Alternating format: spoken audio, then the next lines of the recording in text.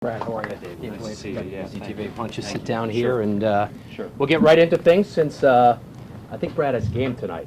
I'm pretty sure, which is pretty interesting. I should introduce myself. You all know, of course, Brad Stevens, head coach of the Boston Celtics. I am David Wade from WBZ TV here in Boston. Also the coach, by the way, of the 4-year-old Royal Blue team at the Y in Needham. And I was thinking coming over here, Brad, that between us, the two of us, we have 13 straight wins between the two of us. There you go. So I was just thinking of that heading over. But they don't keep score in the 4-year-old games. They do. I do. You do. They Yeah. don't. No, but see, my point right there kind of goes against what PCA is all about, the Positive Coaching Alliance. This is a rare opportunity we have, and it's because Brad and Steve Kerr both have a connection to the PCA. You're both on the National Advisory Board. Tell us why it's important for professional athletes as well. Well, I think the biggest thing is that everybody's got to coach to their personality. They've got to coach to, who they want to be. For me, I've found I'm not very effective when I'm angry. Okay. So I think that ultimately being positive is just, I feel better about the way that we're all moving in one direction if we set a tone from a coaching staff perspective of positivity. That doesn't mean that there's not going to be criticism. That doesn't mean there's not going to be the need to be demanding and making sure that we're on the right path. But I think it all starts with, and I think you can do that in a constructive way.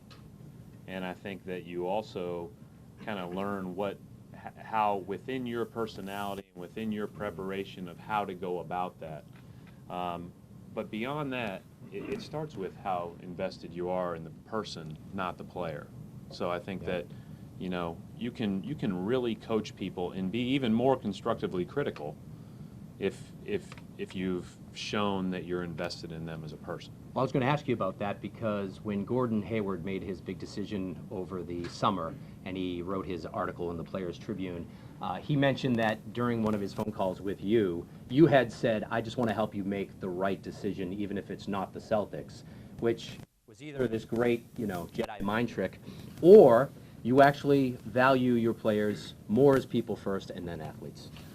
Well, he wanted to talk to me as somebody other than the coach of the Celtics at that time, probably too, right? I mean, one of the things you see with all these guys, a lot of players in the NBA, the best coaching relationship they have is their college coach, because ultimately, it's different. You chose to play at a school, and you're usually choosing the coach that you're playing for. Now, obviously, that can change, but it was unique because not having had much contact over the years with Gordon to kind of be in that room again when he's 27 years old and a totally different person than when he was 17, but still kind of having that bond of what we got a chance to live through on those runs at Butler. So when we talked in that moment, it was more about like, I need to take my Celtics hat off and look at it as unbiased as I can, which I still was pretty biased. But I also tried to be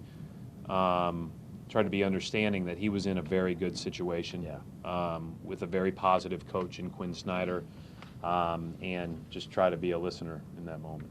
When you talk about a couple of minutes ago, Steve Pagliuca was talking about, he happened to mention Evan Turner when you were kind of going through the progression of how you got here and some of the players you had.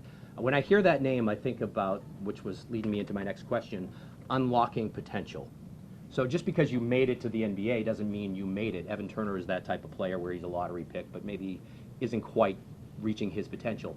How do you, as a coach, take a player like Evan or other players and unlock their potential? I thought you were going to say you thought of him as a great quote. Like everybody in the media. He is a great quote. Everybody in the media wishes Evan was still here. He is a great quote. Sometimes not true. Yeah, well. But don't let the facts get in the way of a good story. He had one where he told the media after the game that I said at halftime, if we don't start playing hard, if we don't start playing better, there's going to be no food on the plane. And he walks onto the plane after the game, and I said, Evan, I didn't say that. And he goes, I know. And he was just like, it was a great story. And but no, the legend grows. That's right. But anyways, And we had food on the plane. Fake news. That's what that Yeah, is. so I almost lost my PCA advisory board membership card. No, I think everybody is in the NBA for a reason. Yeah. They have a special talent. They have a special ability. Sometimes people get,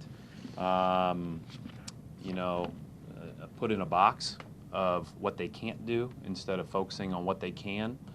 And, our jobs are to take the 15 guys that are on the team and focus on what they do best and try to help them soar with what they do best. For Evan, it was, we felt like here was a chance, a guy that was hungry. He was a great worker. He had a great attitude, and he was great with the ball. So we gave him the ball, and we played more with him as a point guard or a post player than maybe an off-the-ball shooter. And I think you try to do that with all of your players, and sometimes it works great, and there's a great story like Evan, and sometimes it's not quite as effective. Yeah. How do you, we were going to ask about sort of your relationship with Steve.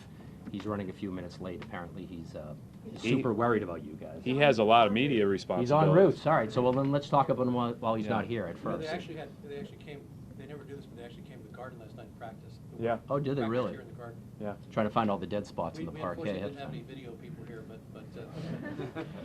With Steve Kerr, from everything I've read, back when you were at Butler, he was an analyst doing some of the college games. You had lunch together. You've said, I think this week, that he's been a resource for you through the years.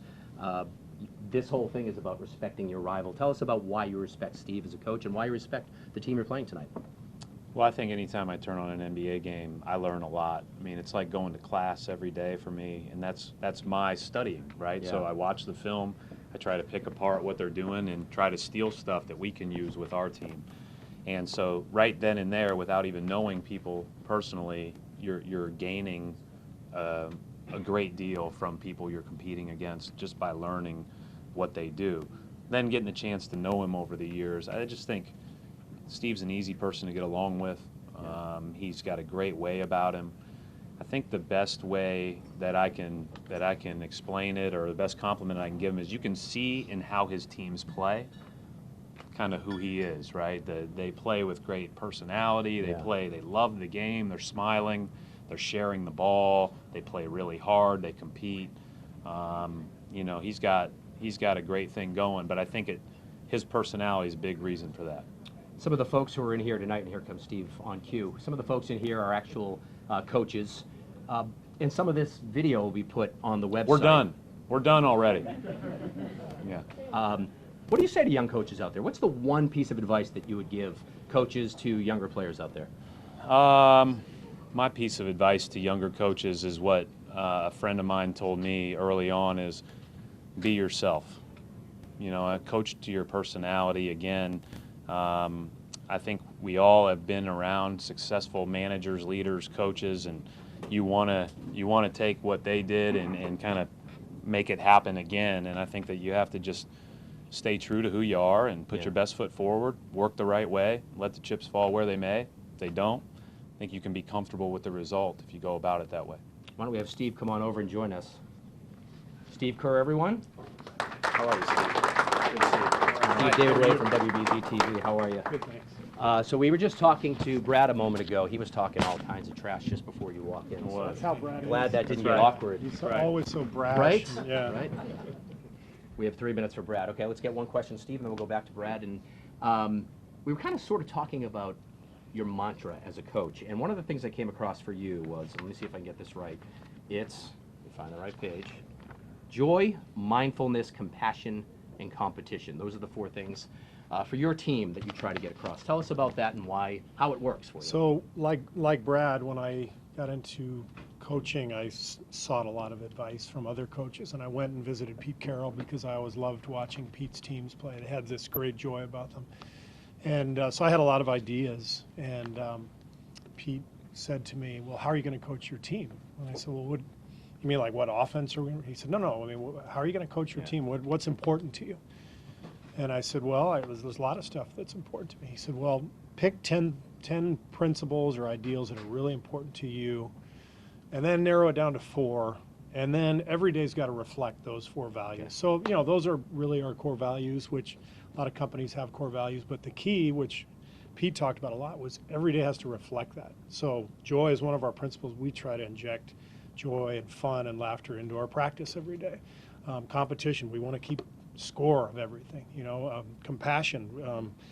Brad is as good at this as anybody. Understanding that the 15th guy on the team and the first guy on the team both have a lot of pressure on them, right? Understand each player's circumstances, understand their life, understand what motivates them, what is challenging for them, and show the compassion to each one of your players and your coaches that eventually it all sort of comes together with, whatever your ideals are. If you can have them reflected in your daily routine, then that becomes the culture that everyone talks about. But it takes the players to really build that culture.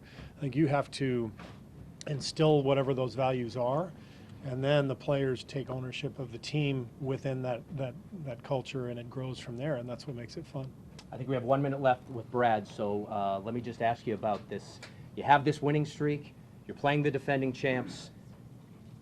Does it feel different on a night like this, or for yourself and for the team? Is it we do every? I mean, Bill Belichick would say every game's the same, but I don't know if I believe that. How does it feel? Have you watched the Warriors play? I have. They're very good. Yeah. Think about your job being to try to figure that one out. Yeah. That stinks. Yeah, they're awfully special. For us, it's every day is about growing and getting better. We need to play great tonight to have a chance on both ends, and I think that that's the fun part about competition.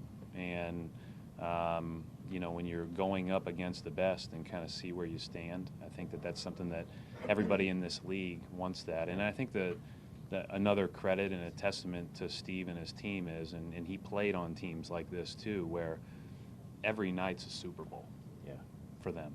Right, they get everybody's best shot every night. Every road arena they go to, it's Warriors night, right? And so to play at the level, or to have to sustain that level, not only through 82 games but through the playoffs, is incredibly difficult. And to me, it goes to the values of who you are that you have to lean back on all those nights. And so that's a testament to them.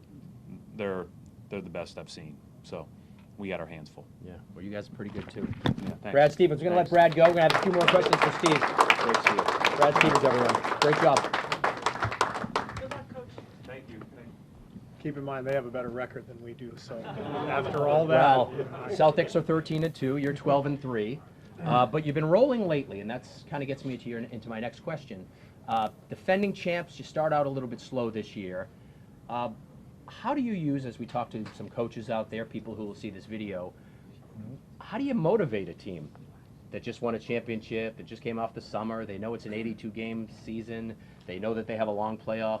Like, you almost had to give them a little kick in the behind at the beginning of the season. Well, yeah, but it's different in the NBA than it would be in high school or college, because you got 82 games Sure. and there's lots of time. There's time. So it's more about pacing the group and like reminding them of what's important and why.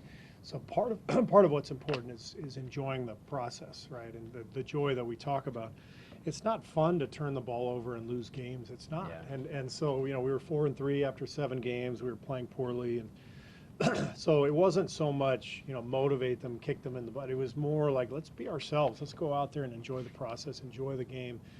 And remember that we're trying to get ready for May and June. It's a long ways off, but the process matters, right? Yeah. You've got to lay the groundwork for the success that you hope that will come later on. So it's harder to sell to your team like, hey, you need to win this game in October. It's easier to sell like, hey, let's just have fun and the wins will come. Yeah, for our team. Yeah. Every team's different. Sure. And our team has had great success the last few years. We obviously have great talent. We can win games playing poorly, but it's not going to do us any good. And it's not fun. Even winning, we're at the point in our evolution as a team, and we know that there's, this is a run that's not going to last forever. But we know that we're good enough to win without playing well. But that's not fun. What's fun is setting your own standard and reaching that standard as often as you can and really playing well. And the other thing I try to sell to our guys, our starters, is that the more you play well, the more I can play, the rookies and the guys who, don't get a chance as often, and that's something that I use for motivation as well. We started this by talking about the Positive Coaching Alliance. You're on the National Advisory Board. What is it about the positive coaching that strikes a chord with you, that you wanted to be a part of, and how does it help your team, you think, for you to be such a positive guy and to try to spread that message? Well, I played for 6 different teams in 15 years in the NBA. I played for Hall of Fame coaches Phil Jackson, Greg Popovich, Lenny Wilkins. I experienced a lot of different coaching and a lot of different teams, and Phil and Pop in particular were really advanced for that era. You know, they came from the era of, you know, the coaches Scott and, you know, My Way or the Highway, and but they were both just very nuanced and cultured and fun and compassionate and tough all in one, and I saw firsthand how powerful that was, and so that's how I wanted to coach, and I think times have changed too. You know, it's just everything has to be a little more collaborative. Everything has to be a little more compassionate. We're living in a weird, strange world right now.